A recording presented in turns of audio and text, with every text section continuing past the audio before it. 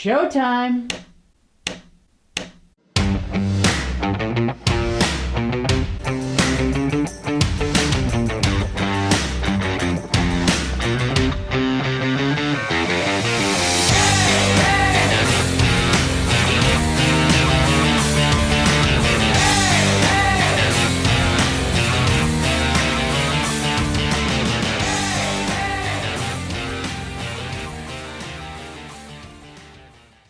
Hi everyone, welcome to the Rosie and Bill show. Our guest tonight is a very dynamic performer with a strong and positive voice. We first met him last year at the East Coast Music Hall of Fame 2019 Gala, and we are thrilled to have him with us tonight. Please welcome to the Rosie and Bill show, the man they call a vintage rock and roll singing sensation, Chris Ruggiero. Chris, welcome to the show. How are you? Any better would be illegal. You know, I'm so happy to be here right now, and it gave me an excuse to put on a sport jacket because it's been a while. Well, it looks good. It really looks good. Well, and you're in Florida too, so that's saying something to have a sports jacket on in Florida. How hot is it? Right. I think it's about 85 today. Oh. We're jealous. Just a little chilly. I think we might hit 55 here outside of Philadelphia if we're lucky. So, you know, at least the sun's out. You know, they made tanning beds for a reason. You can always go there, I guess. Yes, they did. Now, Chris, I have to tell you, we first met you, and it was been about a year and a half ago now, at the inaugural gala for the East Coast Music Hall of Fame. And on that night, you were one of the youngest people nominated for an award and one of, if not the youngest performers. What was that experience like? It was a different experience, and it was really a great experience for me, and one of the best days of my life being there.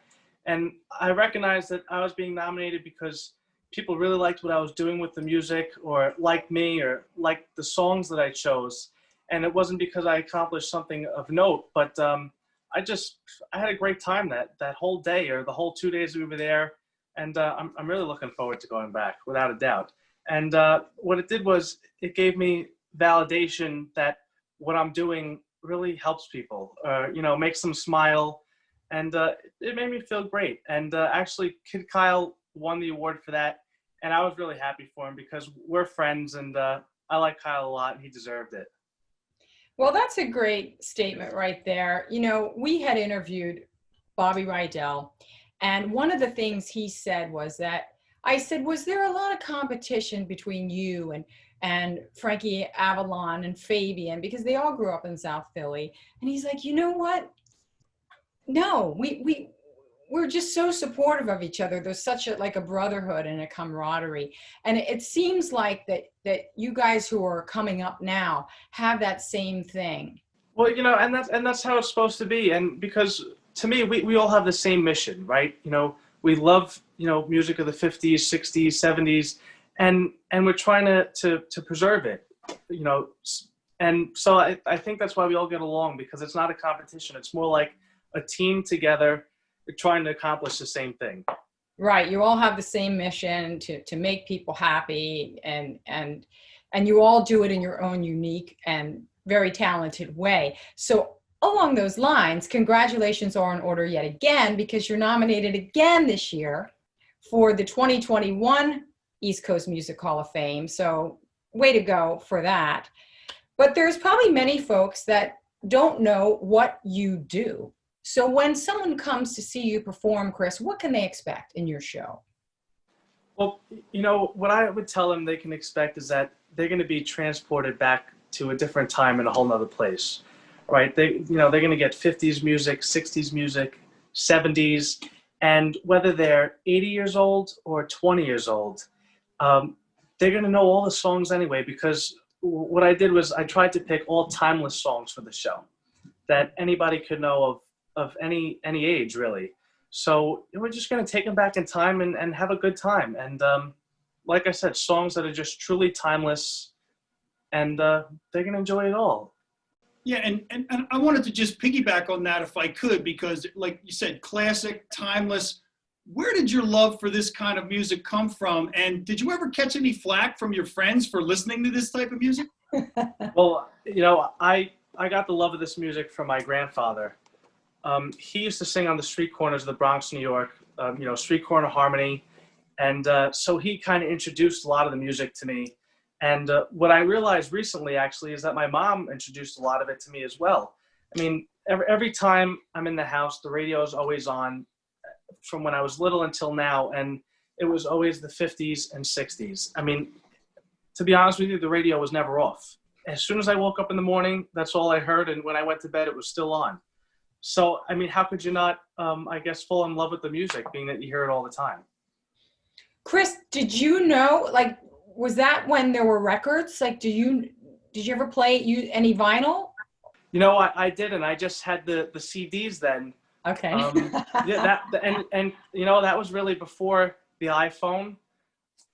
There was no iPhone yet. I didn't have one, so I think I had like the first iPod they ever made, that little iPod, and that's what I tried to listen to the songs on then. Well, that's great fun. When did you first realize, though, that you had a talent for singing? I would say that when I was about 10 or 12 years old is when I heard the music and started to really like it. But until I realized that I maybe had a talent, I would say, only until a couple of years ago, really. Are there any artists in particular that you would say influenced you from any of those decades? Oh, well, for sure, without a doubt, I would have to say the Duprees, the Platters, the Flamingos, because I feel like they're such a classy group. All of them are classy, and I try to be classy myself, and they're sentimental. All their songs are sentimental, and also Paul Anka had a big influence on me, because when you're a singer and you're just starting to learn songs, you sort of copy the style that you hear. So for me, what I heard a lot was Paul Anka on the radio.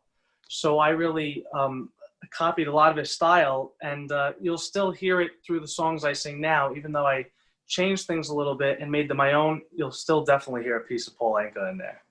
I wanted to touch on the music just a little bit more, Chris, because Sure. I think what's really interesting to me is, you had mentioned before about timeless. We talked about classics, but that music of the 50s, 60s, and 70s, whether it's doo-wop or vintage rock and roll, it's really stood the test of time. Why do you think? What is it about that music that it resonates with people today? Like you said, people 8 to 80, 20 to 80, whatever it is. Why do you think it works the way that it does?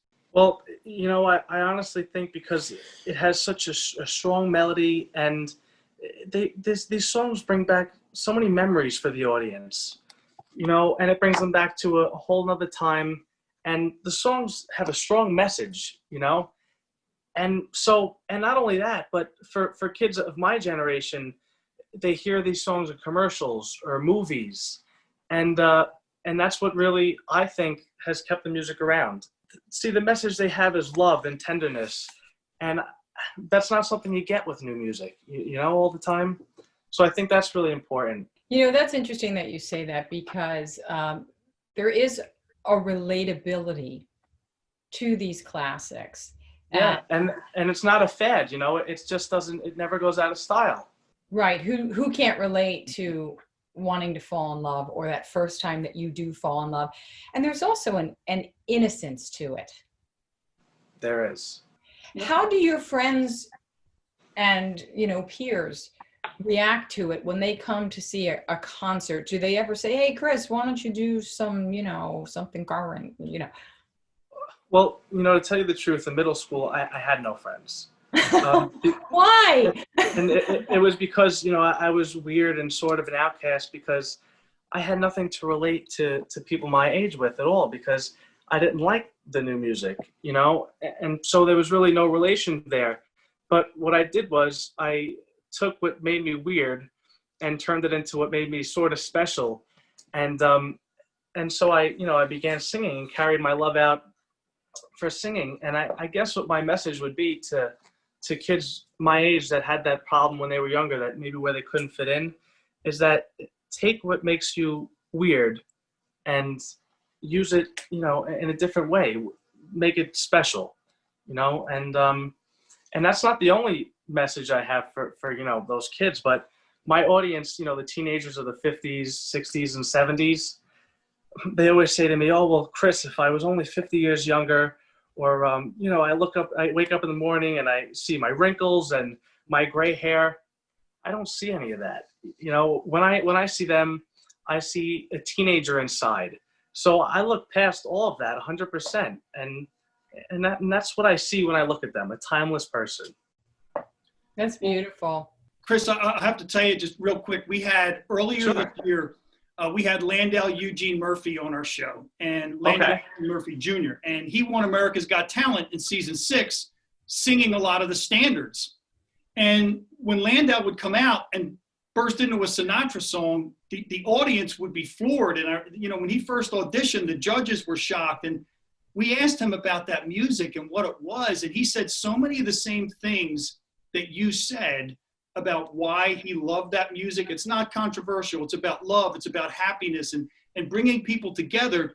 And even though there were people that just assumed he might be singing, something else, he did pretty well for himself, sticking to what he loved and performing that incredible music all the way to winning that show just a few short years ago. So I congratulate you on taking what you said, as a younger person and turning that into something special. I think that in and of itself is pretty special. Sure. And, of course they say, if you do what you love, you never work a day in your life. And I love what I do. Well, that's apparent. And I want to just piggyback on what Bill said, because we've also had a number of guests. It's a little shocking to me how many guests we've had that have said, I didn't fit in because what I loved to do maybe wasn't the norm for what kids love to do, Sure. And but the fact that they were true to themselves, like you're being true to yourself, then eventually that thing that made you different or maybe set you, on the outside is the thing that now draws everyone to you. Yeah. And I agree 100%. I couldn't agree anymore. Yeah. Well, congratulations to you for having the courage to be who you are and to not compromise that. I wasn't going to change just because they didn't like me. So I'm glad that I stuck with it. And like I said, took what made me weird into making it special. We've got a lot more that we want to talk with you about, including maybe taking a little bit of a trip out to Vegas. But right now, it's time for 60 Seconds with Coach Lombardi. Take it away, Coach.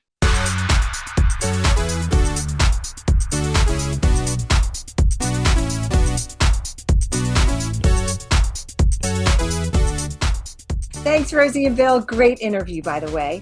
Hey, I have a question for you guys. Do you foam roll before and after a workout? Or maybe you're not sure what that is? Well, foam rolling is one of my favorite things to do, not only with my clients, but for myself as well. And it not only helps improve flexibility and range of motion of your muscles, but it also releases tension and muscle soreness. And who doesn't have that? Now, the constant pressure on the muscle from the foam roller signals the central nervous system to reduce tension. So it's kind of like the same effect you get from a deep tissue massage or shiatsu, but it's with a foam roller. So by doing this on an area of your body, like your quads or your glutes or something, for 30 to 90 seconds, you'll actually gain a 10-minute window of increased flexibility. So guess what? That's the perfect time to stretch, is right after the foam rolling. And if you do this, you'll see dramatic improvements in your flexibility. So be sure to choose a foam roller that's flexible but firm. And there's a lot of different kinds. But my favorite one is this one here because it's soft, but it's firm enough to be comfortable and get the job done. So foam rolling isn't for everyone.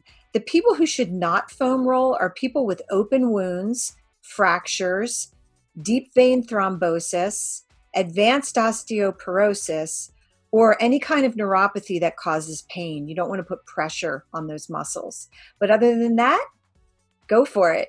That's it for this week. If you have a fitness or health question, please send it to me at the email below, and I promise I'll answer it for you.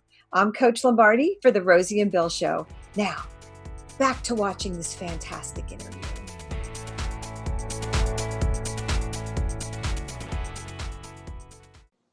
Thank you so much, Coach. You are the best. And by the way, folks, if you have any questions about fitness and nutrition, you've got to email us at rosieandbillshow2018@gmail.com, and Coach will answer and address your questions because, like I said, she's the best. So now back to our tremendously talented guest, Chris. Chris, we understand that you've been in Vegas recently. You've been spending some time there. And although we know that what happens in Vegas is supposed to stay in Vegas, we would appreciate if you could share what have you been up to out there. Well, that's what they say, right? What happens in Vegas stays in Vegas. But we'll share it this time. Well, actually, what I was doing in Vegas was getting guidance from some fellow musicians on my show, my stagecraft, and putting my show together and trying to keep these chops up to shape here. I spent some time with the Righteous Brothers, Bill Medley and Bucky Hurd, Clint Holmes, who's one of the greatest entertainers in the world. And we had breakfast with Joe Esposito of the Brooklyn Bridge, and I asked him about 1,000 questions on his music and the songs he wrote and the movies that the songs were in. And I'm always learning. I love learning, and I love meeting new people. I mean, I could make a new friend every day. And what I love most is hearing all their stories. Because wow, stories, you really sound like a student of music, like that you just love to just jump in there and learn everything. I do. I love it. There's only one way to learn, and that's by, really talking to the people who know it best. That's a great point. And there's something else that just came out, Chris, and just even the way that you were just talking about that. And I think anyone who follows you on social media can easily see that you are an upbeat, very positive guy. And you said you love people, and that really comes through in what you do. And I've also seen what you've been doing on Patreon with your music videos and your daily inspirational quotes. So what inspired that, and where can fans go, or how can they learn how to follow you on Patreon? Well, it all starts with me waking up every day. Every day when I wake up, I try to wake up with a purpose. And my purpose is that I want to make people smile.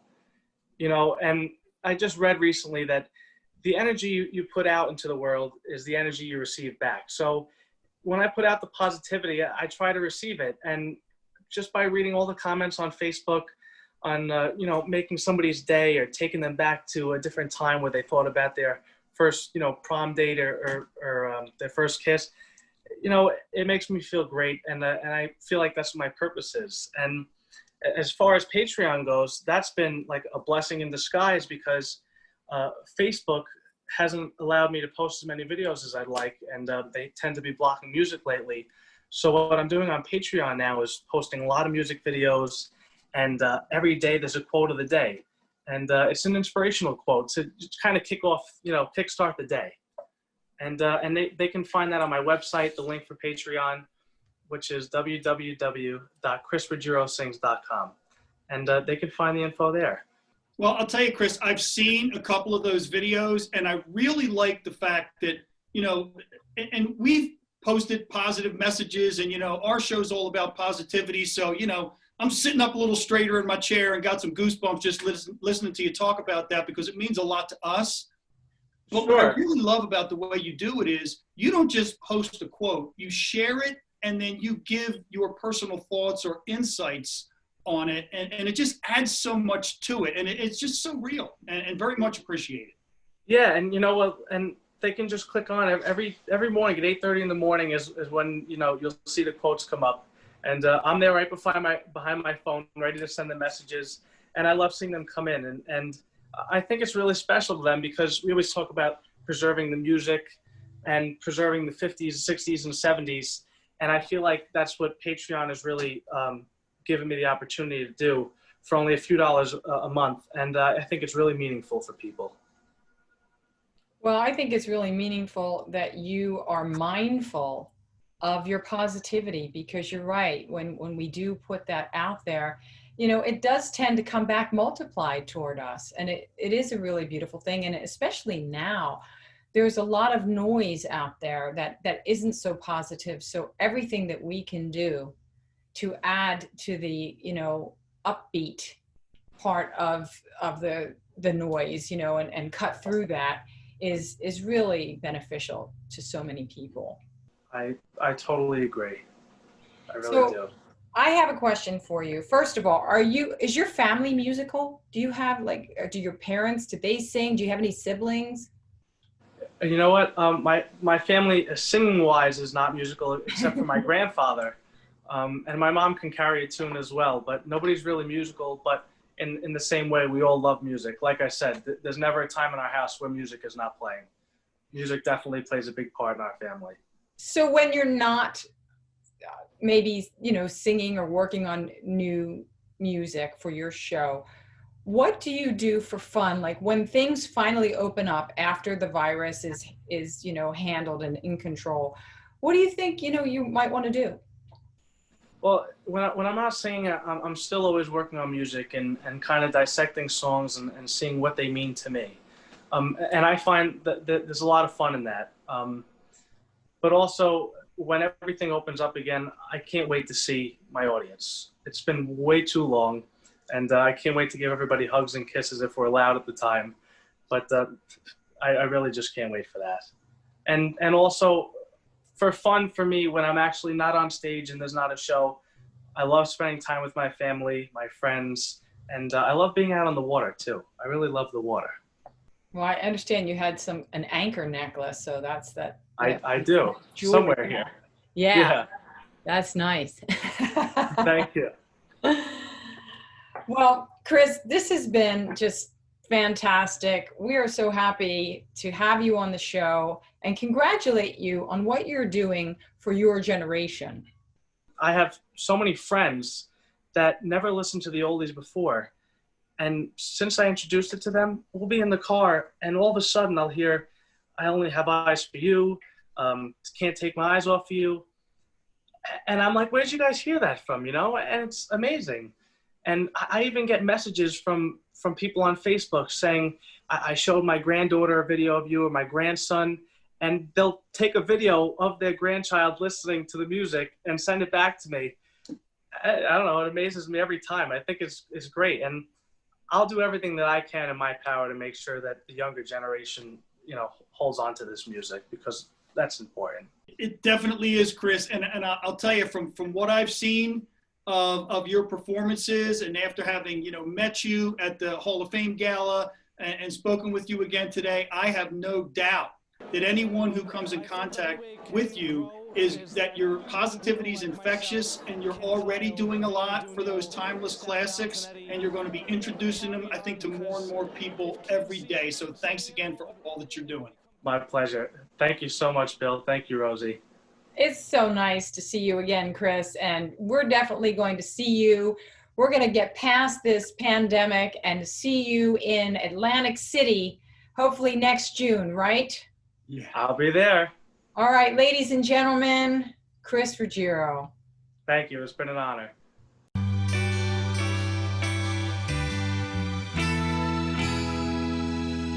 My eyes adored you, though I never laid a hand on you. My eyes adored you, like a million miles away from me. You couldn't see how I adored you. So close and yet so far. Carried your books from school, playing make-believe you're married to me. Oh, you were 5th grade, I was 6th when we came to be. Walking home every day over Barnegat Bridge and Bay, till we grew into me and you, who went our separate ways. My eyes adored you, though I never laid a hand on you. My eyes adored you, like a million miles away from me. You couldn't see how I adored you. So close and yet so far. Headed for city lights, climb the ladder up to fortune and fame.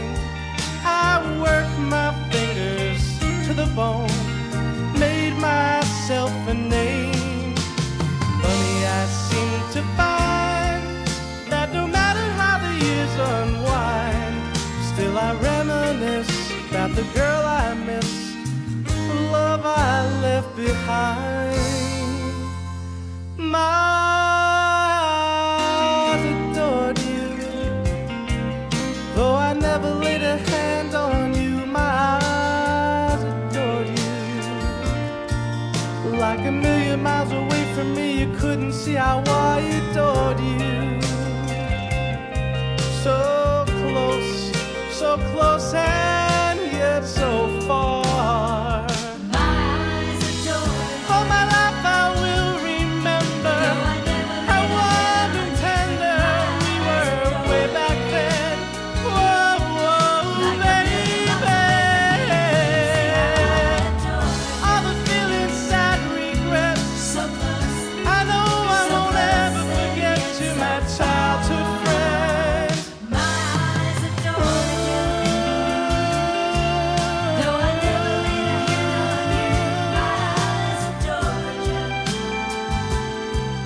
Like a million